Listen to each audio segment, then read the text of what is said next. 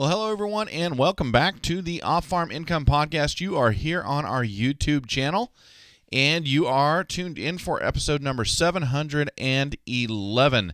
Today, we get to profile another star finalist. Actually, we're going to be speaking with Nick Torrance, who was an American Star Farmer finalist. What an incredible accomplishment.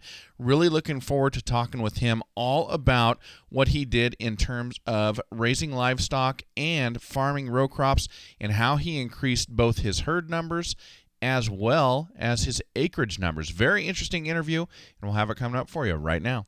Joining me today is Nicholas Torrance, and he's coming to us from the University of Illinois, where he's majoring in crop science and minoring in animal science. He's a former chapter president from Macomb High School in Macomb, Illinois, and a star finalist this year in the category of Star Farmer.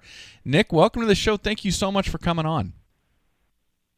Hi, thanks for having me. Hey, you bet. Always exciting to speak with you, and really looking forward to learning more about your journey and what you've been up to. Now, we're actually going to be airing this show just a few days after the National Convention is over, but as of right now, while we're recording it, we still don't know what's going to happen on that stage, right? Yep. Well, I'm looking forward to it. Great. Well, hey, congratulations on being a Star Farmer nominee. I think that's very, very cool, and man, what an accomplishment.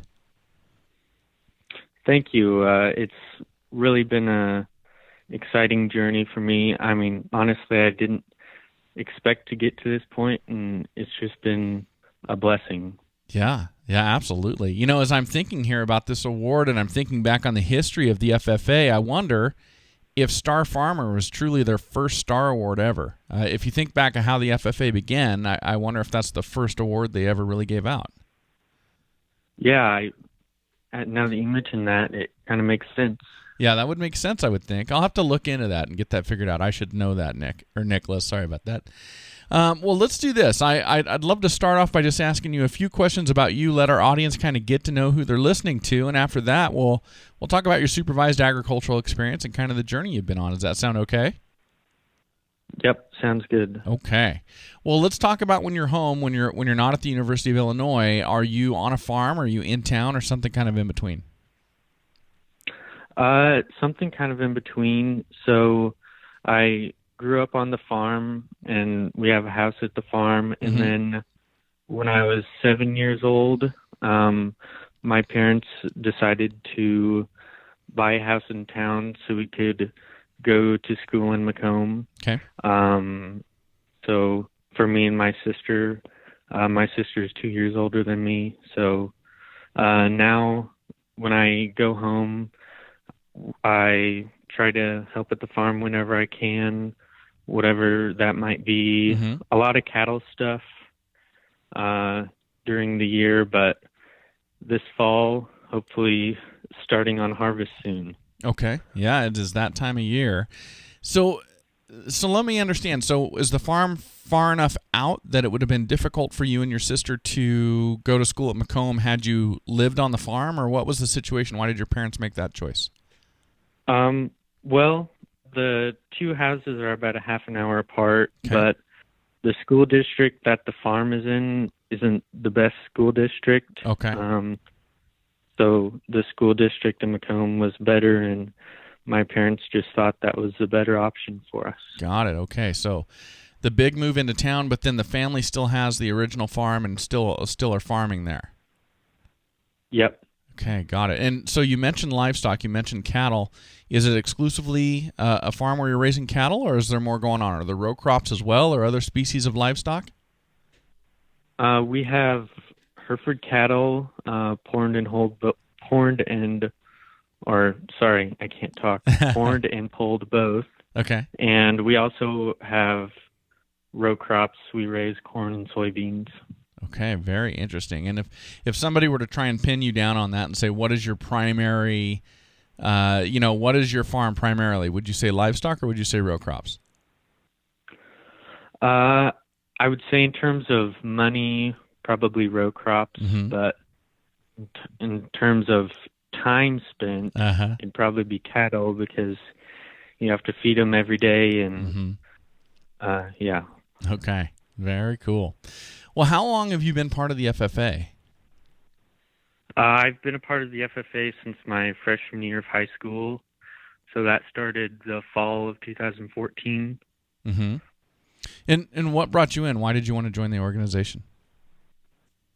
Well, growing up on a farm, it's always been in my mind, and my dad was a member of the FFA, and he had some really good experiences through it, so that's kind of what got me involved. Okay, very good. Well, obviously, it stuck. You worked your way all the way up to being your chapter's president, and here you are now. You're a national finalist for the Award of Star Farmer. So it must have agreed with you, I would assume, Nicholas. Yeah. Once I got in FFA, the first couple days, kind of learning what it was about and understanding the spectrum of the organization and the reach that it has and the different opportunities that you can get, I really just fell in love with it. That is great.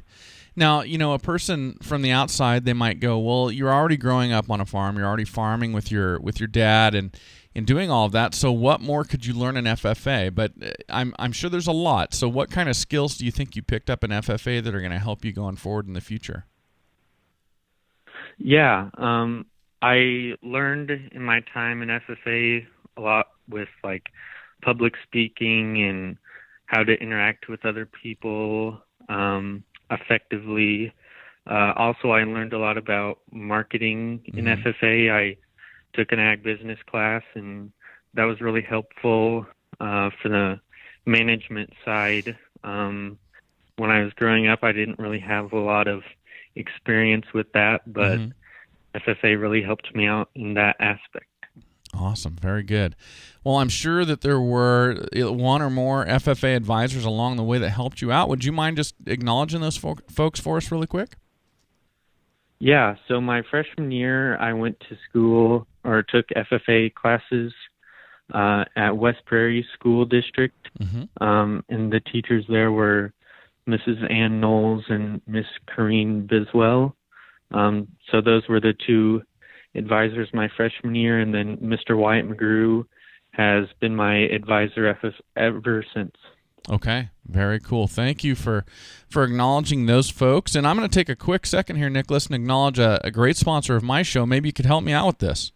I'm going to be talking about Powder River Livestock Handling Equipment. They're based out here in the West, Nicholas. They make squeeze chutes and runways, panels, and everything else, and they make absolutely fantastic livestock handling equipment. I'm assuming if you're running beef cattle on your place that you've got to have a squeeze chute and somewhere where you can get these animals caught.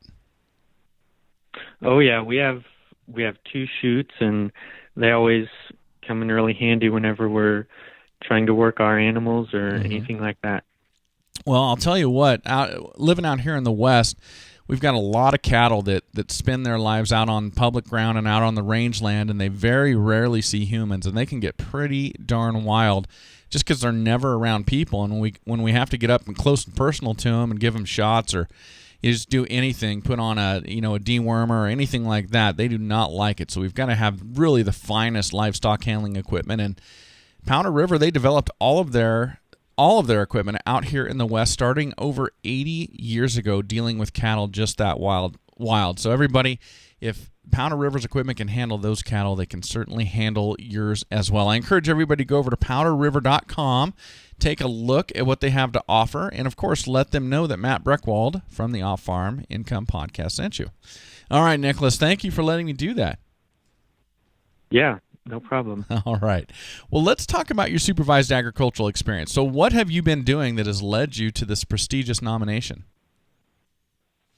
So my freshman year, I started 3 different books. I started a book on fiber and oil crop production, which was soybeans, grain production, which was corn, and beef cattle production. Okay. So I started out in those 3 categories, and I kept those 3 throughout the rest of my career. And then, so I started my freshman year, I had 14 head in my record book, and then in 2018 I had 22 head, and And with the crops, I started out with 20 acres of corn and then 20 acres of soybeans also, so a total of 40 acres. And then in 2018, I had 100 acres of each corn and soybeans for a total of 200.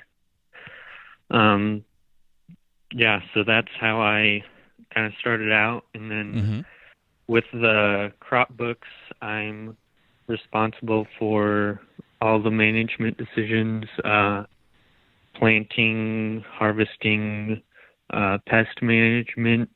I pick out the different types of seed, and I also am in charge of marketing my crops. So, yeah, and then with the cattle, it's kind of hard to do the everyday things, especially when I'm here in college. Right. So I like to, my parents are really helpful with that, but when I am there and I am in charge of the breeding and raising the cattle and determining what feed rations they get, I also show my cattle. I've shown them ever since I was 8 years old. Okay. So each year I show about 2 or 3 of my own Hereford heifers usually. I've shown a couple bulls, but mostly heifers. So yeah, that's kind of what led me to this point. Very cool. Well, now you said you started out your FFA career with 14 head of cattle, and you grew that to 22 over time. So when did you actually begin developing your own herd of cattle? How old were you then? I started developing my own herd when I started showing when I was 8 years old. So my first 2 heifers, they were in my name, and all of their offspring were in my name, and just the showing cattle, that kind of got my herd started. Very cool. And now how about the farming aspect of it? Were you already farming? Well, obviously your freshman year you came in with 40 acres. So when did you start farming your own ground? How old were you for that? I'm sorry, could you repeat that question? Yeah. How old were you when you started farming your own ground? When I started farming my own ground, I was a freshman, but Okay. I'd always been helping my dad with his ground and kind of learning by doing, I guess. Okay. Now, how has this all worked for you? Say in terms of the ground that you've been farming, you've increased that over your high school career by 500% from 40 acres to 200 acres. Is this ground that you're leasing, or is this ground that is put aside by your family for you to farm, or how has that all worked? What have you done there? So my parents own the land, but they let me do a 50-50 crop share. So Okay. I pay half the expenses, they pay half the expenses, and we each get half of the profits. Got it. Okay. But I manage it. So it's a 50-50 crop share. You're sharing all the expenses, sharing all the profit, but you're putting in the work. But in exchange for you putting in the work, you get the ground, and I would assume the use of the equipment. Yep, that's right. Okay, very good. Now, I always ask FFA students this question, and all of my regular listeners know what's coming, but I love to ask this question, and that is, I know your parents want you to succeed, so why have you split the profits 50-50? Why not just let you have the land, use the equipment, and have 100% of the profits? Why do you think they made that choice? Well, I think they obviously believe in me and want me to succeed. And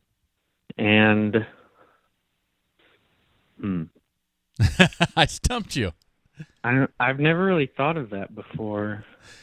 I mean, that's how the ground my dad doesn't own, that's how he does it. So, yeah. Well, I think that, it's interesting that you say you've never thought of that before, because I think that says even more than you answering that question. And what I mean by that is, to you, that just seems natural, right? That, of course, I'm splitting this with my parents. I'm not just getting it for free. This is the way things are done. Yeah. And I think that's a really good character trait of yours, and it shows how you were raised, that that you're going to go out, you're going to work hard, but you're going to pay for the things that you're using or borrowing or whatever it is that you need to get going. Yeah. Yeah, that's a good point. I need to basically pay my dues, and I guess having it all handed to me is, I mean, that's obviously one way to do it, but having to work for it, it probably means, or it does mean a lot more than if something's just given to you. Yeah. Well, and that's kind of what I was getting at. But what would you think if it had just been given to you? If they just said, "Here, just go out and make it. You don't have to pay us anything for it." Do you think that would have impacted maybe your decision making, or how tight you were with your expenses, how careful you were with what you purchased for seed and your input costs and all that? Do you think there'd have been a difference there? Yeah, I definitely think there would have been, because I would have been doing everything, I guess, for myself and not making sure that the decisions I made were effective at the end of the day. Yeah, I don't know. Well, Yeah. there's just so much wisdom out there with parents in agriculture and in farming, and how they teach, without even you knowing you're being taught, meaning you're kind of getting an understanding of the real world right off the bat, even though they want to see you succeed. Little by little, you kind of get used to knowing you have to pay bills and you have to budget out expenses and you've got to watch this and watch that because you've got things due on the other end. And I just think there's a lot of wisdom in that. I always like to highlight that. So thanks for letting me do that in your case, Nicholas. Yeah. All right. Well, let me talk to you about college for a second. So you're majoring in crop science and you've got the minor in animal science, and that goes, it makes total sense with what you're doing right back on your own farm with raising beef cattle and row crops as well. What are you wanting to do when you finish up with college? What's life look like for you after college? Right now, my goal is, after I graduate, to head back to the family farm and work alongside my dad for a while, and then whenever he decides to retire, which I'm sure probably should be sooner than it will be, but you know how those things go. Sure. But yeah, and then take over the family farm and keep the tradition alive. That is great. How many generations has the farm been in your family? So I will be the 5th generation. Very cool. Well, so are there brothers or sisters that are going to come up and want to farm with you on the ground, or is it you by yourself? I have one older sister. She's 2 years older than me. She's a senior at Stanford University right now. Okay. She's majoring in public policy with a minor in economics. Okay. So I don't really see the farm being a big part of her future.